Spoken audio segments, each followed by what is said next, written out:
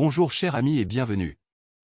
Votre enfant est tombé de la fenêtre du 53e étage et a créé l'une des chansons les plus exquises au monde. Bonjour, ami, comment ça va? Bienvenue de nouveau sur la chaîne Nostalgique Culture. C'est un plaisir de vous avoir de retour parmi nous.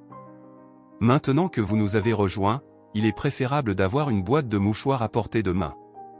Suivez mon conseil, aujourd'hui, nous allons vous présenter l'histoire de l'une des chansons les plus belles et émouvantes au monde. Je parle de la chanson du célèbre guitariste britannique Eric Clapton.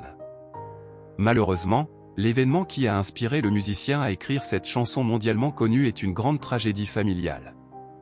Si vous souhaitez savoir ce qui s'est passé dans la vie d'Eric qui l'a amené à composer cette chanson remplie de messages cachés, je vous invite à regarder cette vidéo jusqu'à la fin. Le 30 mars, dans la ville de Ripley, au Royaume-Uni, et déjà dans son enfance, le célèbre guitariste a vécu un traumatisme important. À l'âge de 9 ans, Rick, comme sa famille l'appelait, a découvert qu'il n'était pas le fils de Rose et Jack Clapton, mais plutôt de Patricia, qu'il croyait être sa sœur. C'était assez fou. Eric a été élevé par ses grands-parents, que le garçon croyait être ses parents, tandis que Patricia, la véritable fille de Rose et Jack Clapton, s'était éloignée desquels avait découvert qu'elle était enceinte d'Eric. Jeune Patricia était tombée amoureuse d'un homme nommé Edward, un pianiste talentueux qu'elle avait rencontré dans un bar de la ville anglaise, et elle avait même épousé cet homme, résultant de cette histoire d'amour.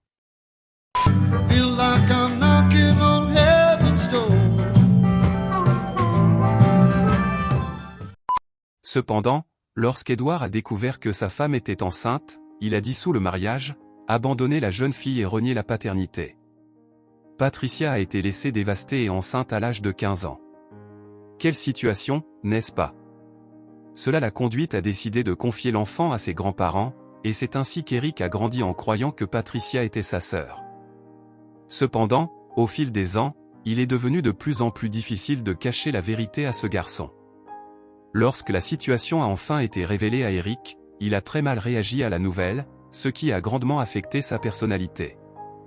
C'était un adolescent rebelle et réprimé, enfermé dans son propre esprit. Il croyait ne pas appartenir à sa famille et ne se sentait pas à l'aise en leur présence. Patricia a agi de manière à aggraver les choses. Elle n'a montré aucun remords d'avoir abandonné son enfant à ses parents, l'a ignoré pendant de nombreuses années et a insisté pour qu'il continue de traiter Rose et Jack comme ses parents biologiques.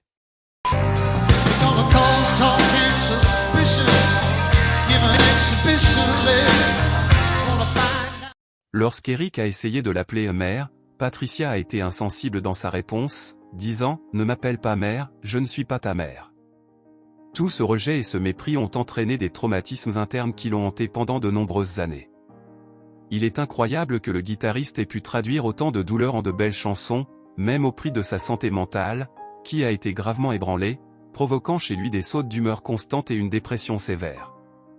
Eh bien, il est clair que la vie d'Eric Clapton n'a pas toujours été un lit de roses, et de nombreux autres problèmes allaient encore survenir. Malheureusement, les déceptions ont poussé le musicien à se laisser emporter par l'alcool et la drogue, une dépendance dangereuse qui menaçait parfois la carrière du chanteur. Lorsque vous voyez le talent impressionnant du génie de la guitare, vous avez du mal à imaginer qu'il avait de grandes difficultés à l'école. Eric a reçu une éducation stricte dans l'école de l'église anglicane qu'il fréquentait. C'était un étudiant timide et introverti avec de très mauvaises notes, excellant uniquement dans les matières artistiques. Ses cahiers étaient toujours remplis de dessins et de morceaux de musique qu'il avait entendus ou de ses propres compositions, ce qui n'était pas du goût des enseignants très traditionnels de l'époque dans l'établissement. Néanmoins, Eric a été autorisé à rester à l'école parce qu'il excellait dans les représentations musicales à l'église.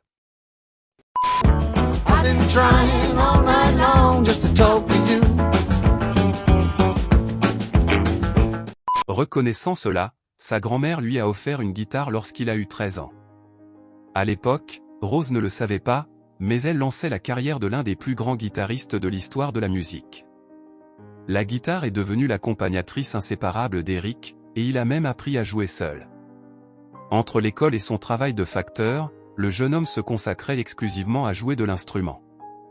Bien que ce processus ait été difficile au début, il était essentiel pour le début d'une carrière réussie et accomplie. Le chanteur a même intégré une école d'art spécialisée, le Kingston College, mais peu de temps après, il lui a été demandé de partir parce que ses intérêts étaient trop axés sur la musique et qu'il se désintéresse des autres formes d'art pratiquées là-bas. Cependant, c'est à l'âge de 18 ans qu'Eric Clapton a commencé à trouver sa place dans le monde. Le jeune homme a commencé à jouer dans son premier groupe, et c'est pendant son temps avec ce groupe qu'il a acquis le surnom de Slow Hand, signifiant main lente. Son passage dans le groupe n'a pas duré longtemps parce qu'il estimait que les nouvelles compositions s'éloignaient trop du blues, qu'il appréciait et avec lequel il s'identifiait davantage. Par conséquent, en 1966, le chanteur rejoint le groupe Cream, assumant les rôles de guitariste et de chanteur aux côtés du bassiste Jack Bruce et du batteur Ginger Baker. Ils ont connu un grand succès, faisant de Cream un super groupe sur la scène rock nationale. Les albums du groupe immortalisent leur solo de guitare virtuose et la fusion du blues avec le rock psychédélique. Enfin, une bonne phase semblait émerger pour notre cher guitariste. Il se solidifie en tant qu'idole mondiale du rock, et sa carrière était déjà remplie de grands symboles. Par exemple, Eric Clapton n'aurait jamais imaginé l'émergence d'un guitariste aussi talentueux et ingénieux que lui aux États-Unis. C'est alors qu'une véritable légende, Jimi Hendrix, est apparue. Il devient le plus grand rival d'Eric.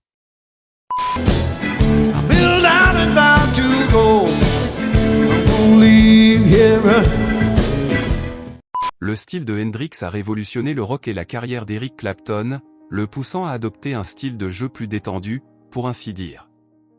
Les années 1970 ont été marquées par la controverse dans la vie d'Eric, car il s'est impliqué romantiquement avec le modèle Perry Boyd, la femme de son ami George Harrison, le célèbre guitariste des Beatles. Ce roman interdit a abouti à l'un des symboles les plus importants et emblématiques de la vie d'Eric, la chanson Leila, désormais considérée comme un classique du rock. C'est aussi à cette époque que Clapton a lutté le plus contre la dépression, en faisant face à ses déceptions amoureuses grâce à des substances comme l'héroïne. Cette souffrance a perduré pendant presque toute la décennie, représentant un chapitre important dans la carrière du musicien. En 1979, il l'a même épousée, restant marié jusqu'en 1989. Les années 1980 n'ont pas été moins tumultueuses pour Eric. Sa dépendance à la drogue et à l'alcool continuait de le hanter, le conduisant à prendre de mauvaises décisions. En 1985, alors qu'il était encore marié à Patty, il s'est impliqué avec la directrice de studio à Montserrat, Yvonne Kelly, avec qui il a eu une fille nommée Ruth. Eric a fini par être un père absent pour Ruth. Comme si la première aventure extra-conjugale ne suffisait pas, Clapton s'est également impliqué avec le mannequin italien Lori Del Toro, ce qui a entraîné la fin de son mariage avec Patty, qui n'a jamais réussi à concevoir un enfant avec le chanteur, malgré leurs efforts.